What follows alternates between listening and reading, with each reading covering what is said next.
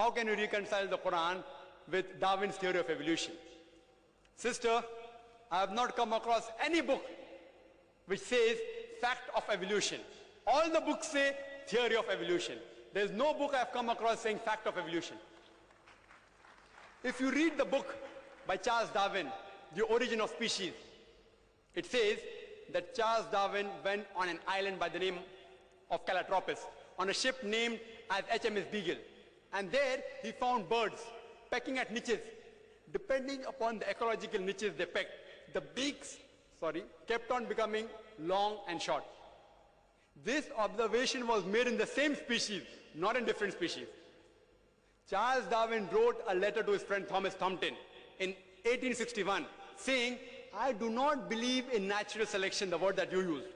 I don't believe in theory of evolution because I've got any proof. I only believe in it because it helps me in classification of embryology, in morphology, in rudimentary organs. Charles Darwin himself said that there were missing links. He didn't agree with it. He himself said that there were missing links. Therefore, if I have to insult someone, that if you were present at Darwin's time, this theory would have been proved right, trying to insinuate that he looks like an ape. It's a joke we make. The reason that this theory, in most parts of the world, it is taught as good as fact. You know why? Even when I was in school, I learned about Darwin's theory.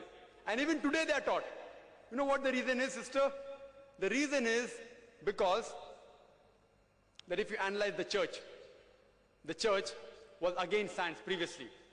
And you know the incidents that they sentenced Galileo to death. They sentenced Galileo to death. Why? Because he said certain statements in astronomy, etc., which went against the Bible, so they sentenced him to death, for which the Pope apologized now. So, when Charles Darwin came up with a theory which goes against the Bible, they didn't want any sufficient proof. An enemy of my enemy is my friend. So all the scientists, most of them, they support the theory because it went against the Bible, not because it was true. They only supported it because it went against the Bible. All the stages you have mentioned, sister, all the stages, Lucy, there were 4 hominids. Science tells us today there's 4 hominids. First is Lucy, along with its guide, the Australopithecus, which died about 3.5 million years, the Ice Age. Then next came the Homo sapiens, which died about 500,000 years ago. Then came the Neanderthal man, which died 100 to 40,000 years ago. Then came the 4th stage, the Cro-Magnon. There is no link at all between these stages. According to P.P. Grasset, in 1971, who held the chair of evolutionary studies in Paris, in the Sorbonne University, he said, it is absurd. We cannot say who are ancestors based on fossils. I can give you a list of hundreds of scientists and Nobel Prize winners who speak against Darwin's theory. Hundreds. If you know of Sir Albert Georgi, who got the Nobel Prize for inventing the vitamin C, he wrote a book, The Crazy Ape and Man, against Darwin's theory. Again, if you read Sir Fred Hoyle's work, he wrote several works against Darwin's theory. If you know about Rupert Stalbert, this person wrote a new theory of evolution against Darwin's theory. It's unthinkable. You cannot think that we are created from the apes. If you know of Sir Frank Salisbury, he was a biologist. He said it is illogical to believe in Darwin's theory. If you know about Whitemead, Sir Whitemead, he wrote a book against Darwin's theory. He was also a biologist. Several, you can give a list of hundreds. Today it is taught in the schools. Why? I told you. Media is in their hand. Otherwise, there's no proof at all. There are certain proofs at lower levels. An amoeba at lower species level, amoeba can change to paramecia. Quran does not say amoeba cannot change to paramecia. Quran does not say.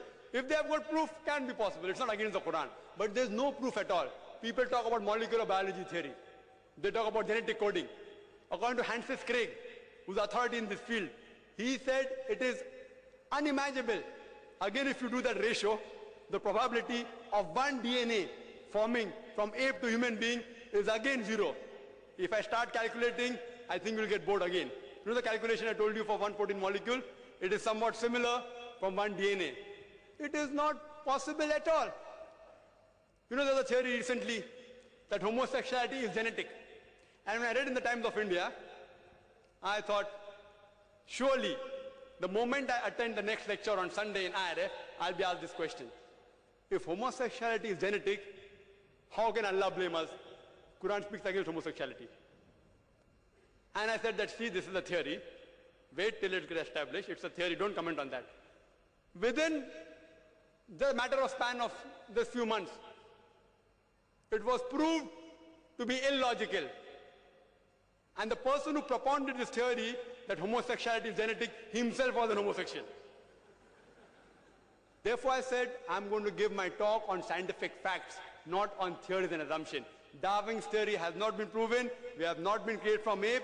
There are hundreds of scientists who speak against that, and Quran speaks against that also. Quran says the first man was Adam, peace be upon him. Inshallah, they'll discover it 100 years afterwards, or maybe 1,000 years afterwards.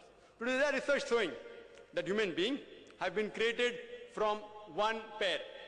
Again, it's just a theory. It supports the Quranic verse that human beings have been created from one pair, male and female. It's just a theory, therefore I don't quote that in my talk. Inshallah, it will be established 50 years afterwards or 100 years afterwards. Then we'll know that Quran conciliates with this.